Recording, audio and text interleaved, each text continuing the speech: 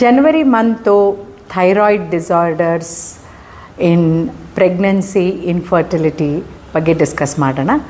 ಯಾಕೆಂದರೆ ಜನವರಿಯಲ್ಲಿ ನಾವು ಥೈರಾಯ್ಡ್ ಡಿಸ್ಫಂಕ್ಷನ್ ಡೇ ಅಂತ ಆಚರಿಸ್ತೀವಿ. ಪ್ರೆಗ್ನೆನ್ಸಿಯಲ್ಲಿ ತೊಂದರೆ ಆಗೋದು ನಮಗೆಲ್ಲರಿಗೂ ಗೊತ್ತು. ಅಬಾರ್ಷನ್ ಆಗ್ಬೋದು, ಪ್ರೆಗ್ನೆನ್ಸಿ ಕಾಂಪ್ಲಿಕೇಶನ್ಸ್, BP ಜಾಸ್ತಿ ಆಗ್ಬೋದು, ಮಗು IUGR ಅಂದರೆ ಗ್ರೋತ್ ರಿಟಾರ್ಡೇಷನ್ ಆಗ್ಬೋದು, ಅಬಾರ್ಷನ್ಸ್ ಆಗ್ಬೋದು. ಬಟ್ ಇನ್ಫರ್ಟಿಲಿಟಿ ಮಕ್ಕಳಾಗದಿದ್ದಾಗ ಗಂಡಸರಿಗೂ ಚೆಕ್ ಮಾಡಬೇಕಾಗತ್ತೆ, ಹೆಣ್ಮಕ್ಳಿಗೂ ಚೆಕ್ ಮಾಡಬೇಕಾಗತ್ತೆ. ಗಂಡಸರಿಗೆ ಥೈರಾಯ್ಡ್ ಡಿಸ್ಫಂಕ್ಷನ್ ಇದ್ದರೆ ಸ್ಪರ್ಮ್ ಕ್ವಾಲಿಟಿ ಪುವರ್ ಇರುತ್ತೆ.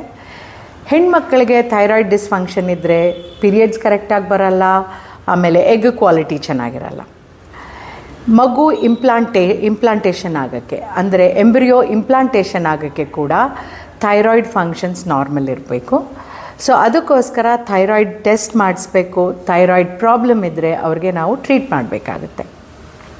ಇದಲ್ಲದೇ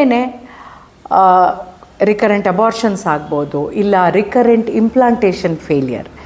ಇದು ತುಂಬ ಒಂದು ಕಾಂಪ್ಲಿಕೇಟೆಡ್ ವಿಷಯ. ಇಮ್ಯುನಾಲಜಿ ಇನ್ ಪ್ರೆಗ್ನೆನ್ಸಿ ಅಂತ ಹೇಳ್ತೀವಿ.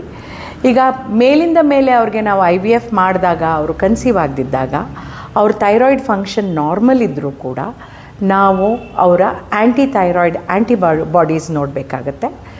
ಆ್ಯಂಟಿಥೈರಾಯ್ಡ್ ಆ್ಯಂಟಿಬಾಡೀಸಲ್ಲಿ ಏನಾದ್ರು ಪ್ರಾಬ್ಲಮ್ ಇದ್ದರೆ ಅದಕ್ಕೆ ಟ್ರೀಟ್ ಮಾಡಿದ್ರೆ ಅವ್ರಿಗೆ ಎಷ್ಟೋ ಪರ್ಸೆಂಟೇಜ್ ಜನಕ್ಕೆ ಇಂಪ್ಲಾಂಟೇಷನ್ ಆಗ್ಬೋದು. ಅಂದರೆ ಥೈರಾಯ್ಡ್ ಪ್ರಾಬ್ಲಮ್ ಇಲ್ಲದೇನೂ ಅವರು ಕನ್ಸೀವ್ ಆಗದೇ ಇದ್ದಾಗ ನಾವು ಥೈರಾಯ್ಡ್ ಆ್ಯಂಟಿಬಾಡೀಸ್ ಮಾಡಿ ಅದರಲ್ಲಿ ತೊಂದರೆ ಇದ್ದರೆ ಟ್ರೀಟ್ ಮಾಡಿದ್ರೆ ಕನ್ಸೆಪ್ಷನ್ ಈಸಿ ಆಗುತ್ತೆ.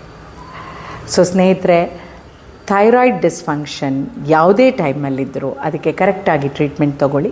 ಯಾಕೆಂದರೆ ಥೈರಾಯ್ಡ್ ಟ್ರೀಟ್ಮೆಂಟು ತುಂಬ ಸಿಂಪಲ್ಲು. ಒಂದು ಟ್ಯಾಬ್ಲೆಟ್ ನೀವು ಬೆಳಗ್ಗೆ ಖಾಲಿ ಹೊಟ್ಟೆಲಿ ತೊಗೊಂಡ್ರೆ ಸಾಕು. ಸೊ ಇದರಿಂದ ನಿಮ್ಮ ಎಷ್ಟೋ ಆರೋಗ್ಯದ ಪ್ರಾಬ್ಲಮ್ ಎಲ್ಲ ಸಾಲ್ವ್ ಆಗುತ್ತೆ. ಸೊ ದಯವಿಟ್ಟು ಚೆಕ್ ಮಾಡಿಸ್ಕೊಳ್ಳಿ, ಟ್ರೀಟ್ಮೆಂಟ್ ತೊಗೊಳ್ಳಿ.